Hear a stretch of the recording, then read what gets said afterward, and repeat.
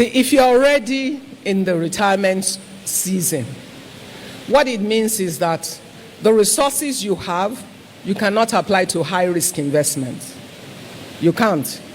Because if anything goes wrong and you lose the money, you cannot recoup because you don't have the time or the energy to go and earn again.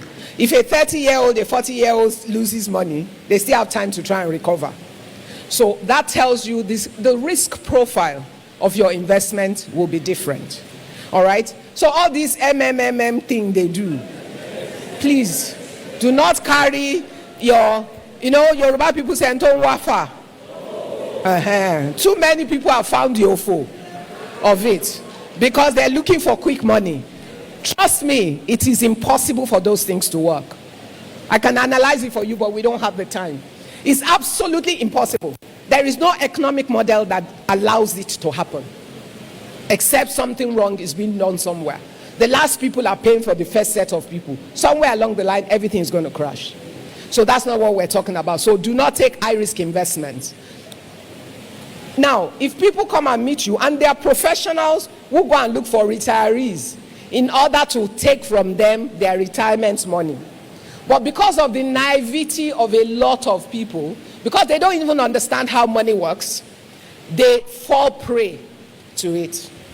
If you have a house that you're collecting rent from, that is cash flow. Because what is the most important thing that you need every day?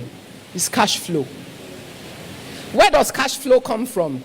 Your return on your investment.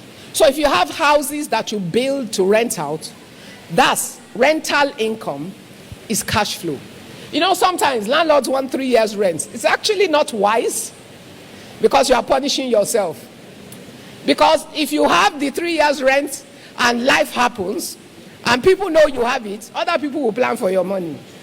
Then you have to wait 3 years. The asset is there, but you have no right to any money from it. You're actually better off to design your income around your cash flow need. Which means if your rent is quarterly, half yearly, or yearly, it helps you better with cash flow. And then the wise thing to do, if you have bulk retirement money that they give you, like the person said, I have 1 year salary set aside. Good. What can you do? If you put your 1 year money in deposit and put it on 1 year tenor, you actually get a lower interest. Why do they give you a lower interest? 1 year is a long time. The economic situation can change, but if they're locked in with you, they can't change it. So they calculate their risk. They give you a lower interest. But you get higher return on like 90 days or even 180 days. And there's nothing that says you cannot do the 90 days. You just put it on rollover. It means every 90 days you roll over. So you get the highest interest rate on it, and every 90 days you just ask them to roll it over. And when you do that, what you do is you take the return on it, you spend the interest that you are paid every 90 days. Ensure that that interest is the cash flow that is for your spending. And therefore, you can plan your spending around what you know is your return. Now, the person says, I have shares and all of that. The problem I find with a lot of Nigerians, especially old people, they buy it as if it's a piece of jewelry. Stock market is not to buy paper. Some people have bought shares for 20 years. They've not done anything with it.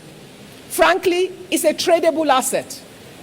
The way you make money from it is, okay, I'll give an example.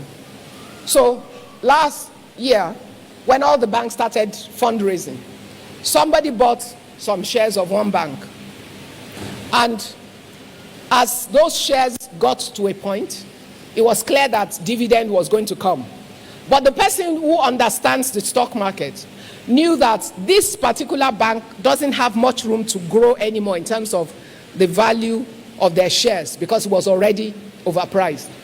So the person took profit, sold a percentage of it, took profit, took part of that money, went to buy the shares of another bank.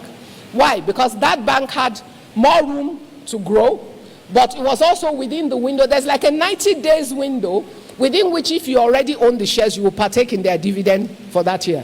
Most people don't understand. It's not about holding the share for a whole year or for 10 years. There's a date, there's a cutoff date.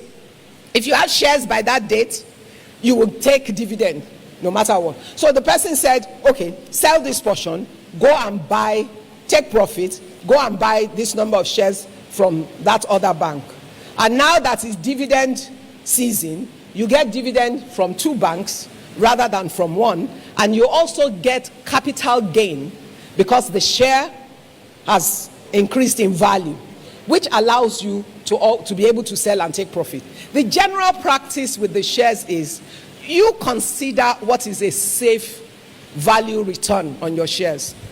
A wise person can say, every time my share price appreciates by 40% or 50%, I will sell some.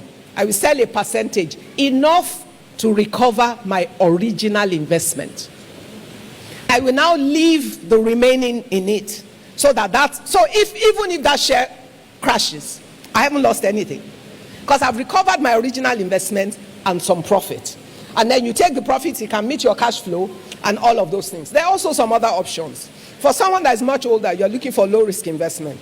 Do you know how to buy shares yourself? No. So don't. What should you do? Go and look for financial institutions that can be trusted. Buy into their mutual funds. Why is that important? Mutual funds, you can enter with small amounts. A lot of them start from like 5,000 naira per unit, 10,000 naira. It's not a big amount. So even children can start buying. You buy 1 unit, you buy 2 units, you buy 5 units. Maybe minimum entry is 50,000. No problem. You can trade it within 3 or 4 days and get cash if you really need cash. But they are professionals managing the entire portfolio. And they can buy and sell as is necessary, the way you cannot do on your own. And when they do it, all the profit they make at the end of the year, they will declare the profit and they will increase the value of your coupon by that. And so you get paid at the end of every year. When you are in retirement age and you do not understand stock market and all that, you're better off with mutual funds. You're better off with like properties that are generating rent for you. And you put some cash, and you must know how to categorize your assets. If you have 100% portfolio, how much of it should be in cash? How much will be in mutual funds? Maybe about 30-40% in mutual funds. So it's money that is available but not available. You have to do something to get it. So somebody cannot come to your house in the morning and say, I need money now. You can't give them. Why? Because the money is in a safe place. You know, church, we're too emotional. We make a lot of emotional decisions, not necessarily rational or correct decisions. We act like God. You want to help everybody. I didn't say you shouldn't help. Like I said, I told you that I do missionary work. But I'm saying that every help is not God ordained. So you have to learn how to listen to God and hear God give you instruction. But if you make yourself poor helping others, you will all be poor together. Yes, let's be honest. So there's a lot of wisdom that you need to understand what the Lord has called you to, and you need to organize yourself. I've seen so many questions like that here. Yes, touch on it very well. Let me talk about black tax. Who understands black tax? Do you know what black tax is? You know, in Nigeria, we have no social security system. So our social security system is based on who? It's family. How many of your family members do you have to pay school fees, help somebody with food, help them with hospital, and all that? How many people fall into that category here? You're helping God knows how many other people. There's nothing wrong with it. However, what I've found is that it makes it difficult for a lot of people to build wealth or to retain their assets, because we're continuously being drained, and the younger people are overwhelmed by it. I get a lot of those questions with young people. What you need to do is determine the percentage of your monthly income that you will assign to that. If it's 5%, it's fine. If it's 10%, it's fine. Whatever. I'm not telling you what to do. I'm saying based on your own family situation or your scenario and your income, determine the percentage that will go to that. Determine the percentage that will go to your investment. And the percentage that is assigned to that, be realistic. Don't try and be a hero. Have a family meeting with your family members.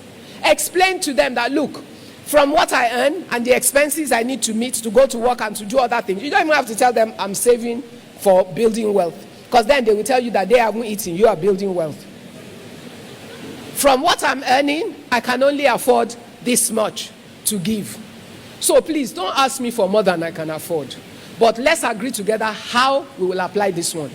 So your siblings will not be in university and be living life at your expense.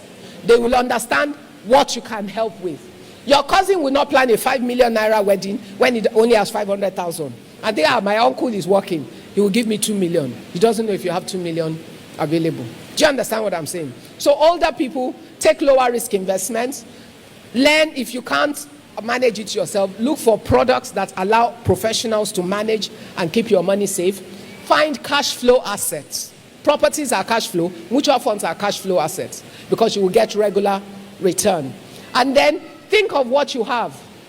Life expectancy is higher now. People live longer. Don't plan on your children. No. I'm serious. I'm not joking. Don't plan on your children. These children of these days, you better be serious because you will suffer if they are your retirement package. No, I'm serious. And also, do you know what their own seasons are like?